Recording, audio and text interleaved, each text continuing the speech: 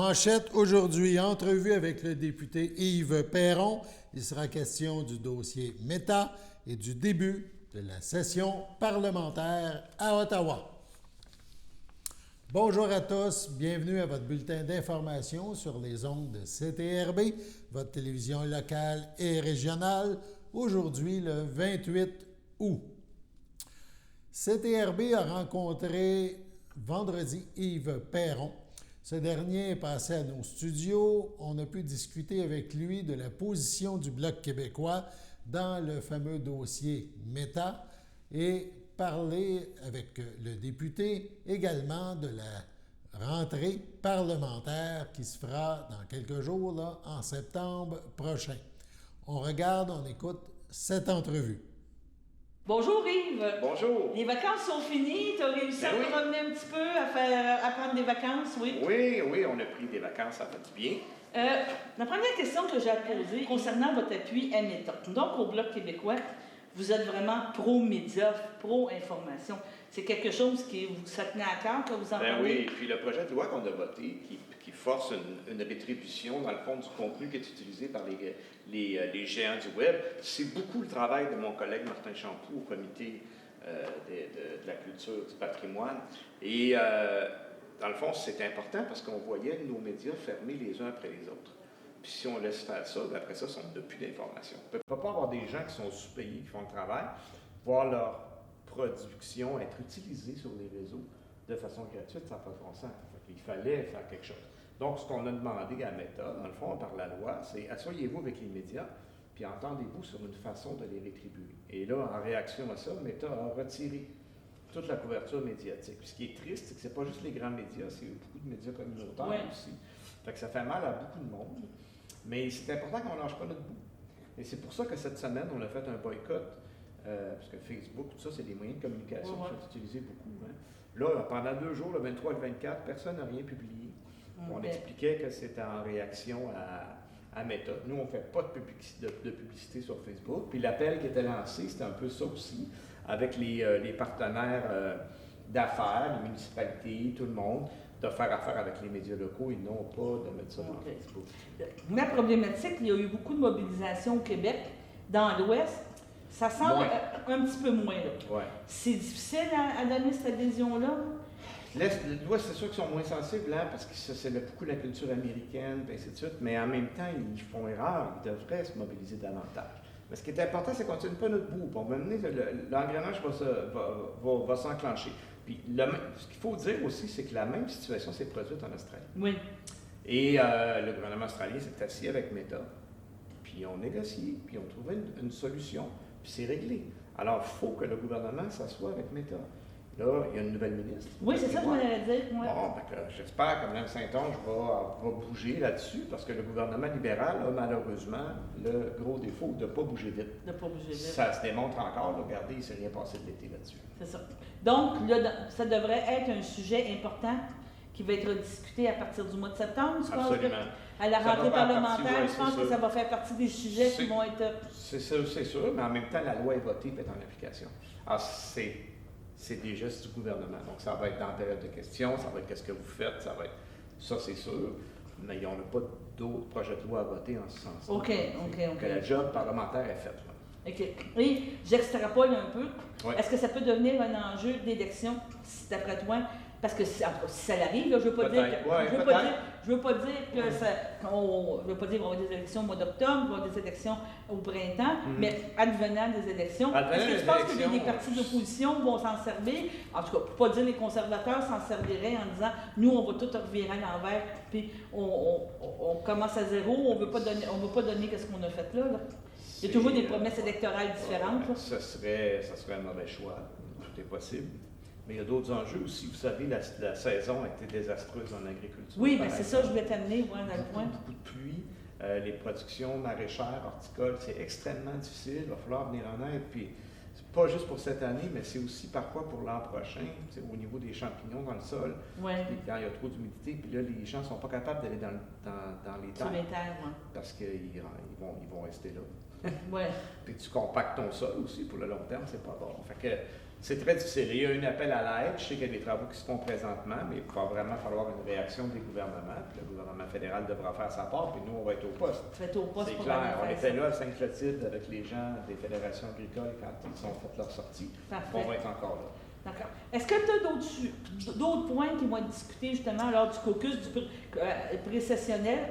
Y a-t-il des choses que pour toi encore, ça va être vraiment important? Oui, c'est sûr que, tu sais, on continue toujours dans l'application des lois sur la langue, la protection du français, de notre identité, de s'assurer aussi que les municipalités, le Québec reçoit sa juste part.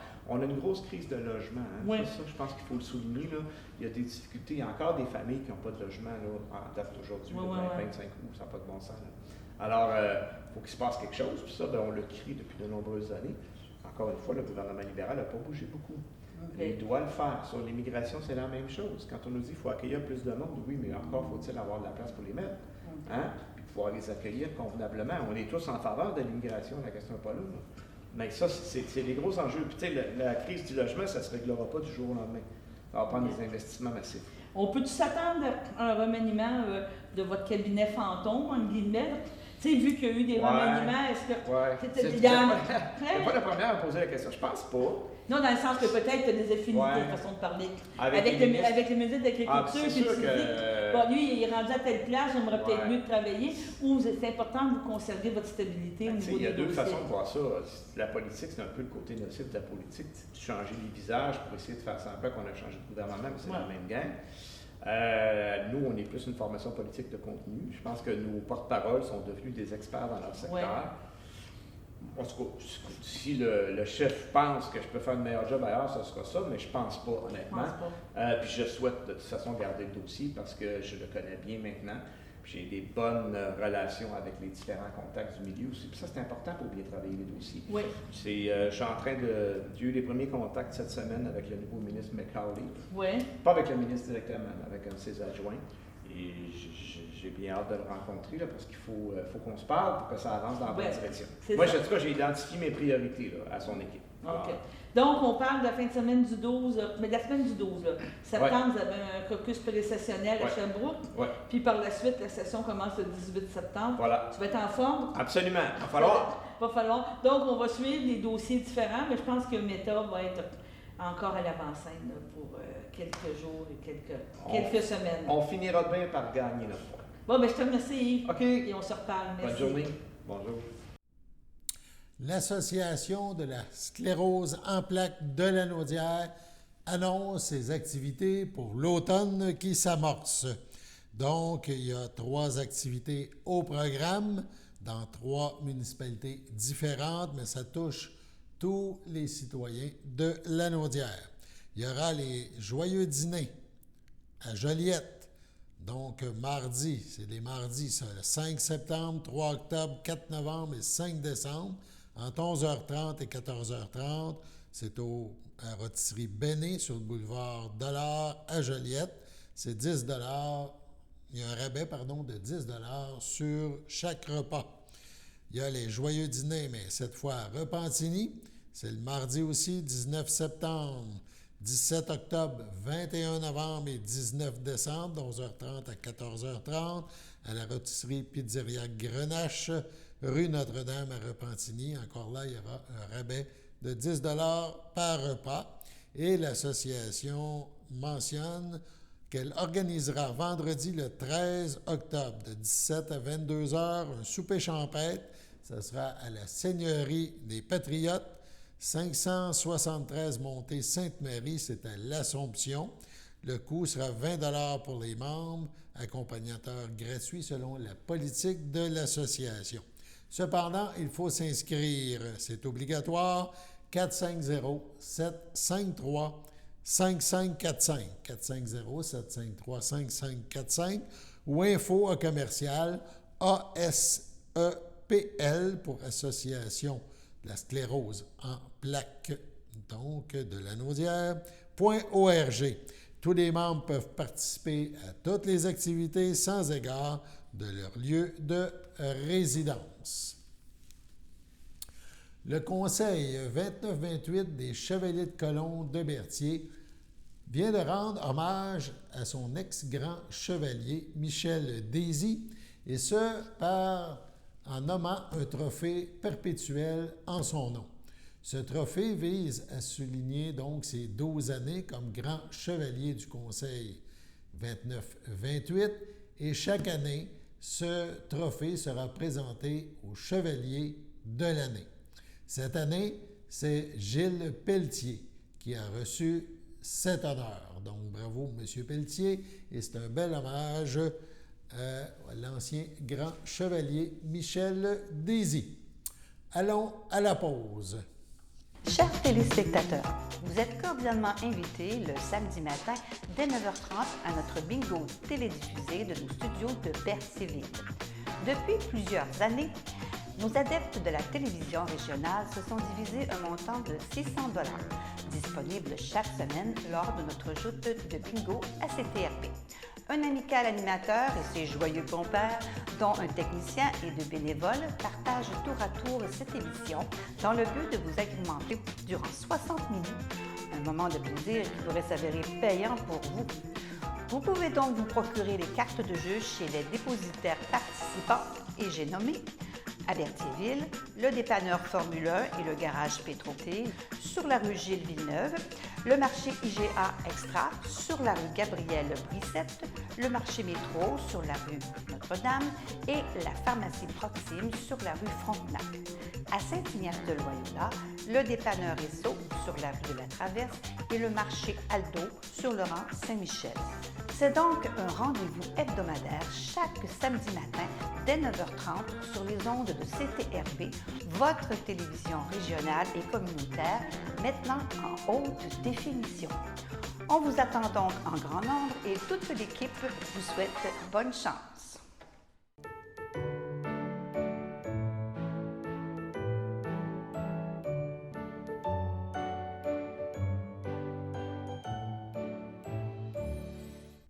Un petit pépin technique nous empêche de vous divulguer les anniversaires d'aujourd'hui. On se reprendra demain. Donc, on passe à la suite de notre bulletin d'information. Dans le cadre de la Journée mondiale pour la sensibilisation aux surdoses, la Truelle, donc l'organisme qui regroupe les travailleurs de rue de Lavaltrie, la Truelle, tiendra une activité à la place du 350e anniversaire à Lavaltrie, donc à compter de, pas se tromper, à compter de 18 heures, c'est le 31 août. Donc, le 31 août, 18 heures, on regarde une courte vidéo en lien avec cet événement. Le 31 août marque la Journée internationale de la sensibilisation aux surdoses. Cette journée a pour objectif de sensibiliser la population aux surdoses et de réduire la stigmatisation liée à la consommation de drogue.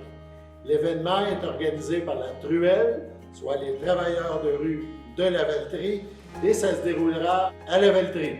La Journée internationale de prévention aux surdoses. C'est un événement qu'on va faire à Lavaltrie de 18h à 20h. C'est un événement qui va être haut en couleur, c'est ta trace, ta couleur. La fois, c'est vraiment de faire de la prévention sur les surdoses. Il va y avoir la distribution de naloxone, une formation comment l'administrer, puis aussi de sensibiliser les personnes qui sont en deuil, qui ont perdu un être cher. À cause de surdose. Puis on va avoir un photo booth, il va y avoir aussi des témoignages, puis une activité de couleur, que c'est encore une surprise. Et puis on a aussi invité l'auteure Diane Lemieux, qui a écrit un livre parce qu'elle a perdu son fils dû à une surdose. Puis on va avoir une minute de silence avec nos lampions à la mémoire de toutes les personnes qui ont décédé d'une surdose. Nous, on travaille en parallèle. Si jamais il y a quelqu'un qui est témoin d'un surdose, il n'y aura pas de souci, ils peuvent appeler le 911 pour sauver la vie. Nous, dans le fond, c'est ça notre objectif, c'est de sauver les vies. Après ça, c'est la sensibilisation et la prévention. Oui, parce que la surdose peut affecter n'importe qui. Ça peut être ta fille, ça peut être ton mari, ça peut être ton père, ça peut être ta sœur. C'est ça, il n'y a pas d'âge. On invite tout le monde à participer le 31 août. Cette année, ce sera à la place du 350e à la Valtrie. La place est située entre la galerie Archambault et l'église de la Valtrie. Exact. Bon, ben merci. Merci. Merci.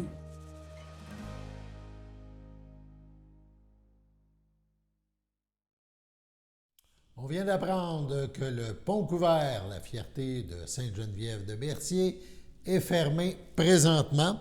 La municipalité a informé les citoyens de prendre en note que le pont Grand-Champ, donc son pont couvert, est fermé jusqu'à nouvel ordre. La raison, on parle d'un incident qui a rendu sa structure fragile. Donc, il n'y a pas, pour le moment, la municipalité n'est pas en mesure de donner une date de réouverture et les gens seront avisés dès que la situation changera. Mais pour le moment, le pont couvert, le pont Grand-Champ, est fermé à Sainte-Geneviève-de-Berthier. On parle maintenant de Saint-Cuthbert. Il y a des conférences qui sont prévues à l'horaire. La municipalité de Saint-Cuthbert et le Jardin de chez nous vous invitent à une série de conférences en lien avec la permaculture. C'est au Chalet des Loisirs, le pavillon Richard-Lauzon, les dimanches à 14h. C'est gratuit. Vous êtes invités à participer si la culture, la permaculture, les jardins vous intéressent. La prochaine activité, 24 septembre prochain, on accueillera pour l'occasion Cécile Tartera, agronome du regroupement Adaptaire. L'atelier aura pour thématique diversité et coopération au jardin. C'est le 24 septembre, donc à 14h, un dimanche. Il y aura une autre activité en octobre, le 1er octobre. La municipalité et le jardin de chez nous accueilleront Justine de Valicourt, chef et permacultrice.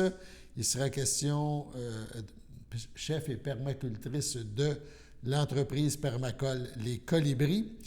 L'atelier, ça sera de cuisiner pour l'humanité. Voilà. 1er octobre, donc un dimanche encore, 14h.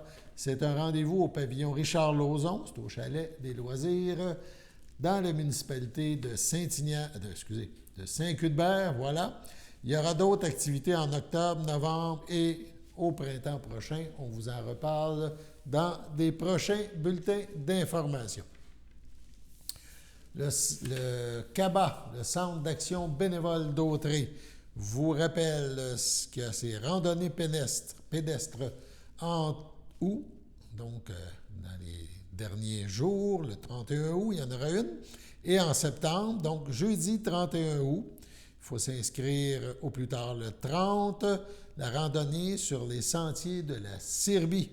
Le départ 13h30 du stationnement de la Cirbie jusqu'à 15h30.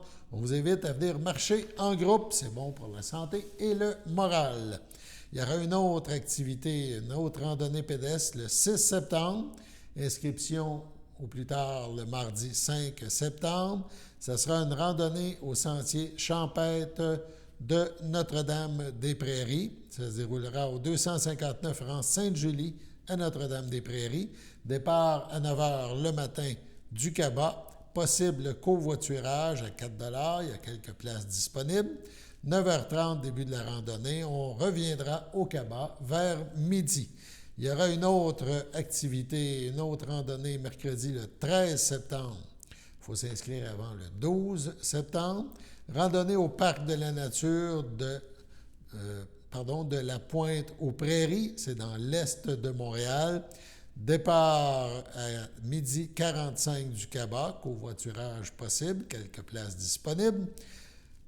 Départ de la randonnée dans les sentiers du parc à 13h30, retour vers 16h15 au CABA.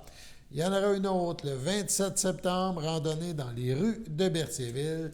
On en parle, on en reparlera bientôt. Le CABA, le Centre d'action bénévole d'Autrey, s'adonne depuis bientôt 2 ans à faire travailler la mémoire de ses membres, et ce, dans le confort de votre salon.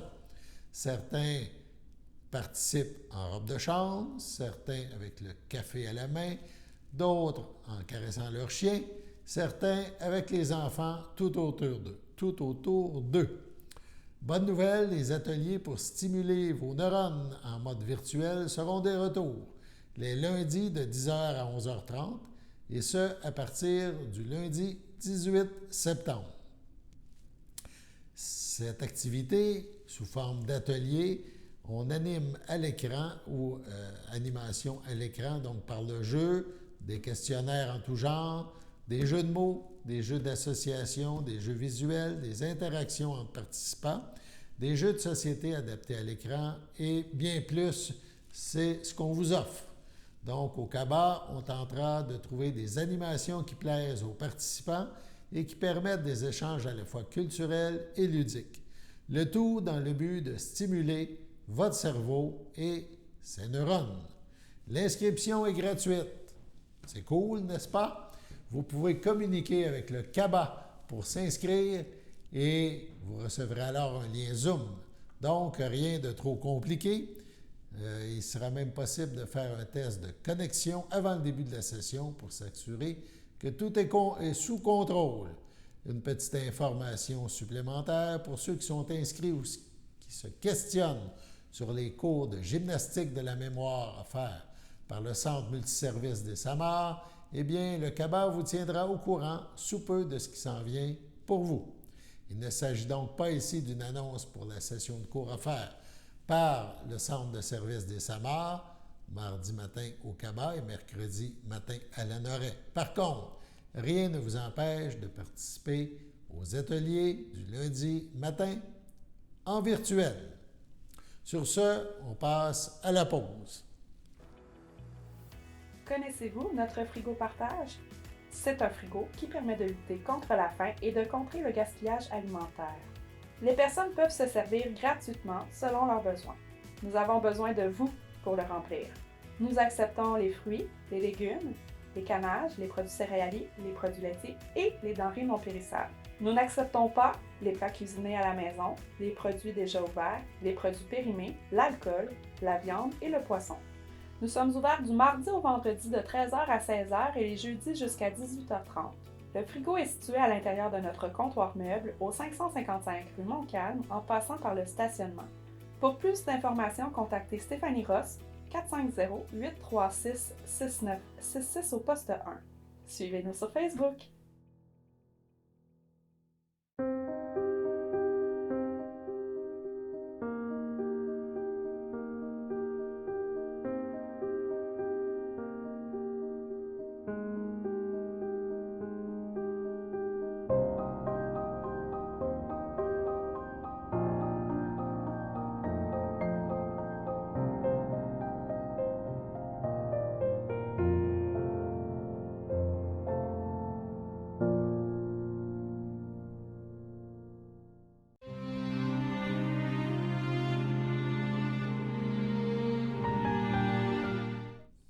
À son domicile le 22 août, à l'âge de 78 ans, est décédé M. Marcel Valois, époux de Suzanne Champagne, fils de feu Bernard Valois et de feu Suzanne Guévremont, demeurant à Saint-Ignace de Loyola.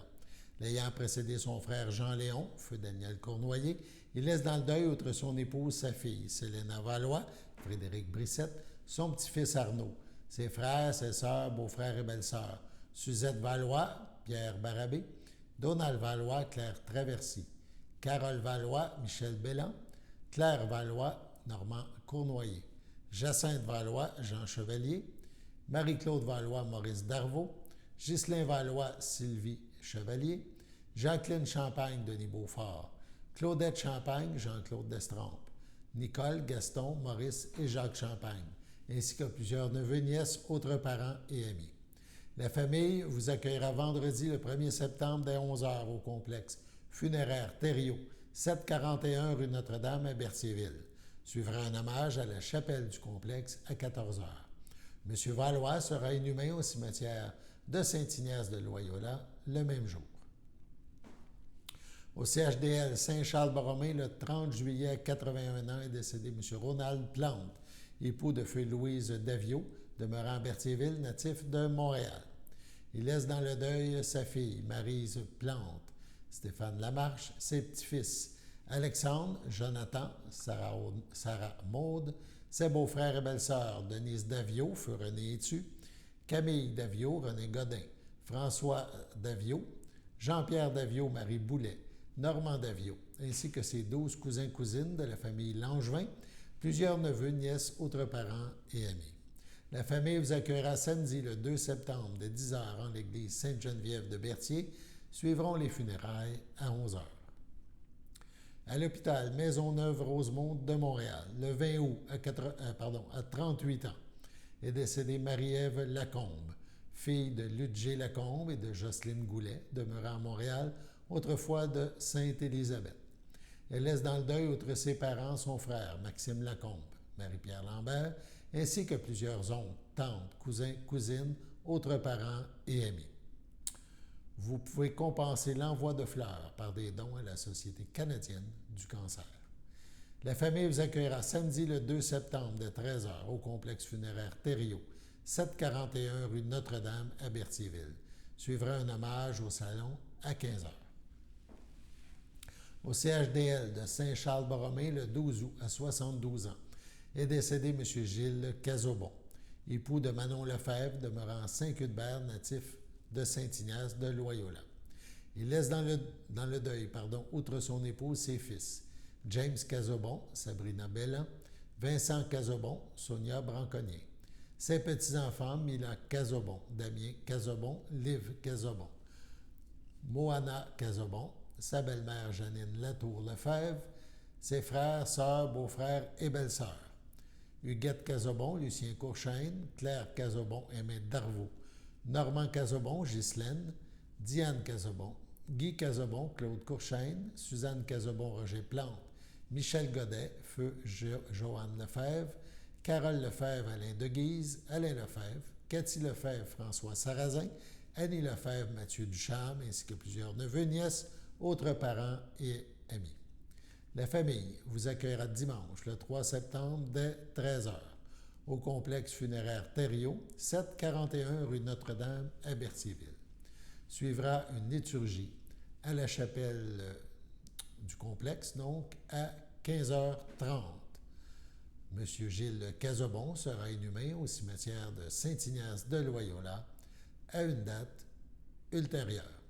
Sur ce, passons à la météo.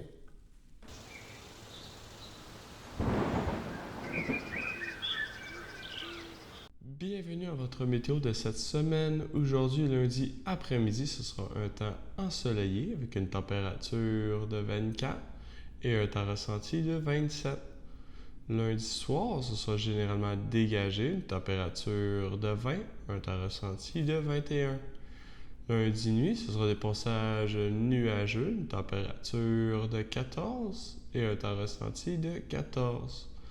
Mardi matin, ce sera un ciel variable, une température de 16, un temps ressenti de 16. Mardi après-midi, ce sera les risques d'averses, une température de 25 et un temps ressenti de 31. Moins de 1 mm de pluie. Mardi soir, c'est des risques d'averses, une température de 21, un temps ressenti de 24. Moins de 1 mm de pluie.